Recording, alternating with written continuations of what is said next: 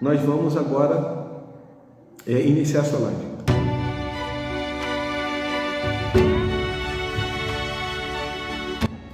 O tema de hoje, o Deus de propósitos. Você serve a um Deus que tem propósitos. Então, já de cara, nós percebemos que servimos a um Deus que não faz absolutamente nada sem propósito. Ele não nos coloca ou nos permite passar por uma situação apenas para nós sofrermos, apenas para nós... Não, ele faz isso com o propósito de nos ensinar alguma coisa. E eu ministrava hoje pela manhã no culto das 6 e eu falei sobre isso quando falava do texto de Filipenses capítulo 4, versículo 13. Muitos de nós usam esse versículo isoladamente para dizer, em tom de conquista, em tom de fortalecimento: posso todas as coisas naquele que me fortalece, tudo posso naquele que me fortalece. E existem várias vertentes, né? Mas todas elas mostrando um Deus que vai fazer você conseguir alguma coisa, porque Ele vai te fortalecer para isso. E o apóstolo Paulo, nós vimos isso hoje, e não é o nosso intuito, mas só para a gente iniciar essa introdução, esse texto que o apóstolo Paulo escreve aos Filipenses, ele declara que ele aprendeu, note, uma coisa muito tremenda, aprender alguma coisa com o nosso sofrimento, com aquilo que estamos vivendo. Não tem coisa melhor, porque quando nós vivemos uma situação difícil, saímos dela e não aprendemos nada, isso é totalmente desnecessário, é totalmente sem valor algum. Agora, quando nós vivemos uma situação, passamos por uma adversidade muito grande, e ao final dessa adversidade saímos de lá com uma lição, falando assim: eu aprendi isso, Deus me ensinou isso, essa situação que eu vivi, essa experiência que eu vivi me ensinou isso. E o apóstolo Paulo, ele vive uma situação extremamente caótica, uma situação de extrema, vamos dizer assim, de extremo sofrimento. Eu vou ler para você aqui Atos capítulo 16, versículo 29, que diz assim, eu vou ler até o versículo 31. E pedindo luz, saltou dentro e, todo trêmulo, se prostrou ante Paulo e Silas e, tirando-os para fora, disse: Senhores, que é necessário que eu faça para me salvar? Versículo 31. E eles disseram: crê no Senhor Jesus Cristo e serás salvo, tu e a tua casa. Então, o apóstolo Paulo, você conhece esse cenário, esse contexto, você conhece essa situação. O apóstolo Paulo estava pregando juntamente com Silas, cada grupo foi para uma determinada região, e nesse contexto, Paulo e Silas, eles são perseguidos, presos, e injustamente presos, né, vamos dizer assim. Eles chegam a essa prisão. Eles poderiam reclamar, eles poderiam ficar questionando o motivo pelo qual Deus permitiu que eles passassem por isso. Eles poderiam ficar questionando: Deus, como pode o Senhor me permitir passar por isso? Eu estou servindo ao Senhor há tantos anos, eu sou apóstolo, eu estou fazendo a tua obra, estou fazendo a tua vontade.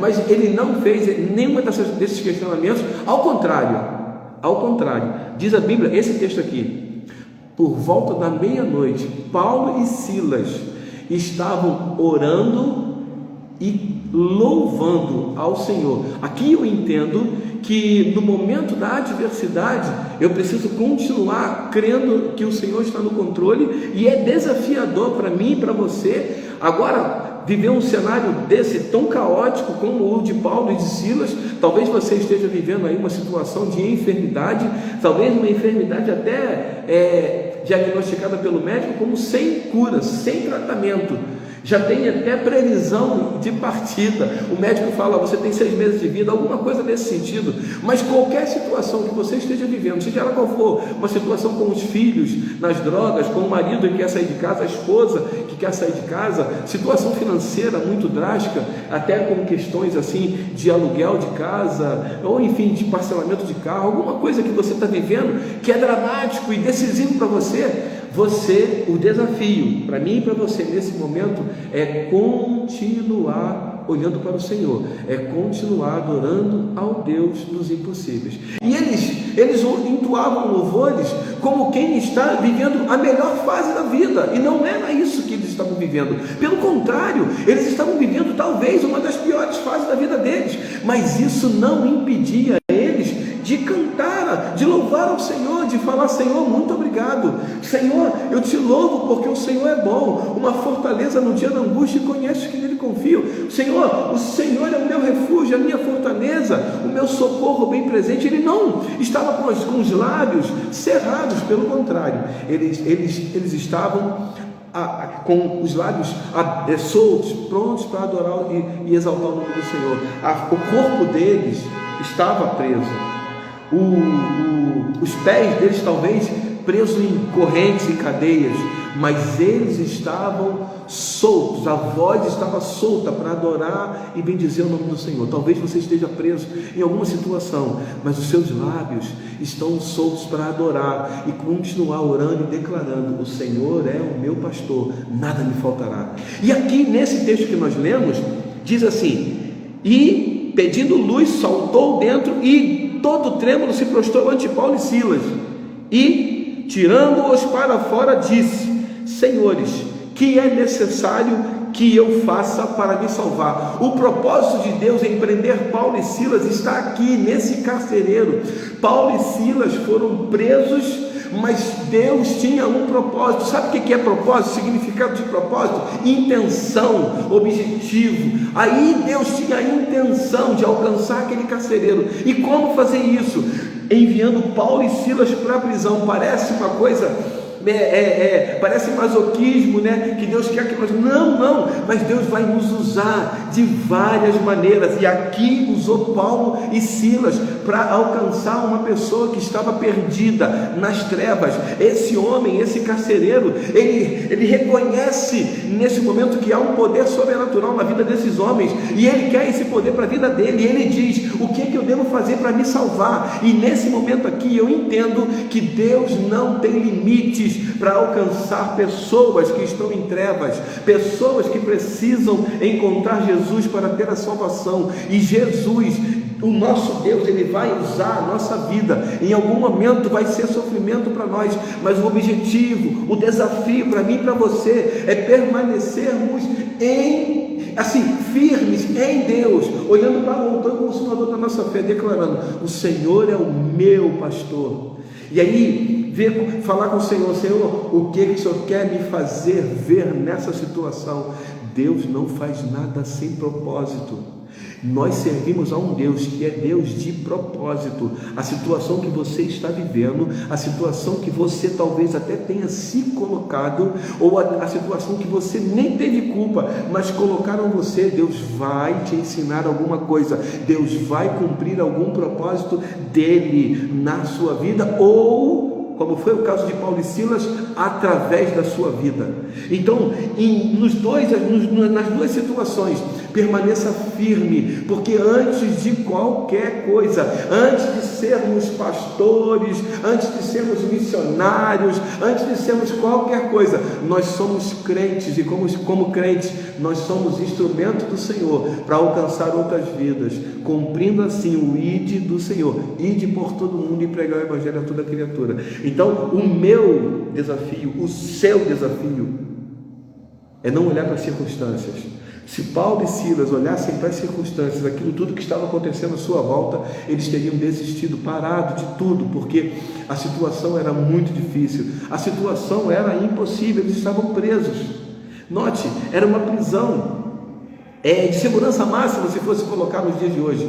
Mas Paulo e Silas, eles se levantam e eles começam a orar, declarando que a fé deles não estava naquilo que eles podiam ver. É uma coisa muito tremenda. A fé deles estava naquilo que Deus era, de quem Deus era. E esse é o desafio para mim e para você: permanecer olhando para o Senhor, olhando e falando: Senhor, Tu és bom. O que eu preciso aprender com essa situação? O que o Senhor quer fazer na minha vida ou através da minha vida para alcançar alguém?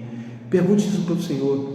com certeza absoluta, Ele tem algo para você. Com certeza absoluta, você vai ser um instrumento poderoso nas mãos do Senhor. E eu não estou falando isso, porque, não.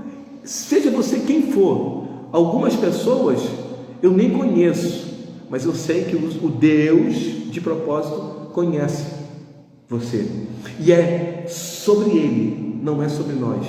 É sobre o poder dele que opera através de nós, através de mim, através de você. E esse poder que opera através de mim, através de você, ele continua imutável. O poder de Deus não mudou. Pelo contrário, o poder dele continua o mesmo. Ele é soberano. Ele é, Efésios 3:20, ele é poderoso para fazer infinitamente mais de tudo quanto pedimos ou pensamos, segundo o seu poder que em nós opera. Então, não é sobre a minha vida ou sobre a tua vida. Não coloque Deus dentro de uma caixinha, dizendo, talvez não dê para fazer, pastor, porque eu não tenho muito recurso, talvez não dê para chegar, porque eu não posso. Não coloque Deus dentro de uma caixinha. Não é sobre você. Já pregamos outras mensagens falando sobre isso especificamente. É sobre o poder de Deus que opera em nós. Então, quando eu sei disso, quando eu percebo isso, e quando eu trago isso para a minha vida, aí, aquilo que eu estou vivendo não vai me impedir de alcançar o propósito de Deus, porque Deus tem propósito, e aquilo que acontece comigo vai se cumprir, o propósito de Deus através da minha vida ou na minha vida. Foi assim com José, foi assim com Moisés, foi assim com o apóstolo Paulo, e será comigo e com você. Então, finalizando, Deus não faz nada sem propósito. O propósito de Deus nesse contexto que nós lemos agora era resgatar esse homem, resgatar esse carcereiro que estava em trevas, e ele faz a pergunta que decide toda a sua vida: o que devo fazer para me salvar? Deus tinha o propósito de alcançar esse carcereiro e permitiu que Paulo e Silas fossem presos, ficassem numa prisão, ficassem em um estado de sofrimento, para que ele alcançasse aquele homem que estava perdido.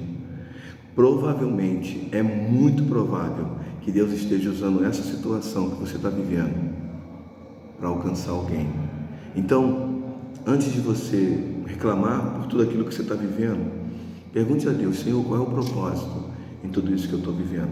Porque com Paulo e Silas, o propósito era alcançar o carcereiro. E comigo, qual é o propósito? Reflita sobre essa mensagem. E antes de reclamar, entenda ou procure entender qual é o propósito. Porque Deus não faz absolutamente nada sem propósito. Amém? Deus abençoe a tua vida, Deus abençoe a tua caminhada, e que você possa a cada dia, mesmo no meio das adversidades, viver o propósito de Deus na tua vida e para a vida dos outros, através da tua vida. Amém? Deus abençoe.